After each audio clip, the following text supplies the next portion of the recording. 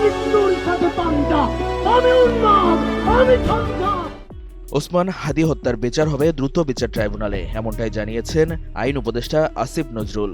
সোমবার 22 ডিসেম্বর দুপুরে নিজের ভেরিফাইড ফেসবুক পেজে দেয়া এক পোস্টে এ তথ্য জানান তিনি।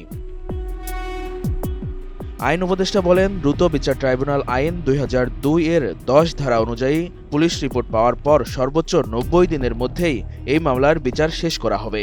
তিনি আরও জানান, এই হত্যাকাণ্ডের সুষ্ঠু ও দ্রুত বিচার নিশ্চিত করতে সরকার প্রতিশ্রুতিবদ্ধ। এর আগে বিশেষ ট্রাইব্যুনাল গঠন করে আগামী নির্বাচনের আগেই ওসমান হাদীর হত্যার বিচার করতে হবে এমন দাবি জানিয়েছিল ইনকিলাব মঞ্চ। সোমবার দুপুরে রাজধানীর শাহবাগে জাতীয় জাদুঘরের সামনে আয়োজিত সংবাদ সম্মেলনে সংগঠনটির সদস্য সচিব আব্দুল্লাহ আল জাবের বলেন, এই হত্যাকাণ্ডের বিচার ছাড়া কোনো নির্বাচন গ্রহণযোগ্য হবে না।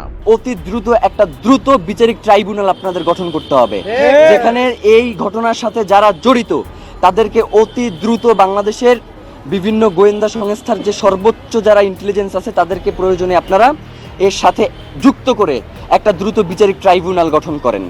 এবং যদি আপনারা এটা করতে সক্ষম না হন তাহলে FBI এবং স্কটল্যান্ড ইয়ার্ডের মতো যারা পেশাদার ইন্টেলিজেন্স আছে তাদের সহায়তা নেন। তিনি আরও বলেন, শহীদ শরীফ ওসমান বিন হাদী হত্যার দ্রুত ও দৃষ্টান্তমূলক বিচার নিশ্চিত করতে সরকারকে এখনই কার্যকর পদক্ষেপ নিতে হবে। তাদেরকে বাংলাদেশে এনে এর পিছনে কারা কারা রয়েছে তাদেরকে দ্রুত গ্রেফতারের ব্যবস্থা করেন এবং বিচারের মুখোমুখি করেন। কোনো হাঙ্কি পাঙ্কি আমরা শুনতে চাই না। উল্লেখ্য, জুলাই গণঅভ্যুত্থানের সম্মুখভাগের নেতা ও ইনকিলাব মঞ্চের আহ্বায়ক শরীফ ওসমান বিন হাদীকে গেল 12 ডিসেম্বর ঢাকার পুরানো পল্টন বক্স কালভার্ট সড়কে দুর্বৃত্তরা গুলি করে। পরে উন্নত চিকিৎসার জন্য তাকে সিঙ্গাপুর নেওয়া হলে 18 ডিসেম্বর সেখানে একটি হাসপাতালে তিনি মৃত্যুবরণ করেন।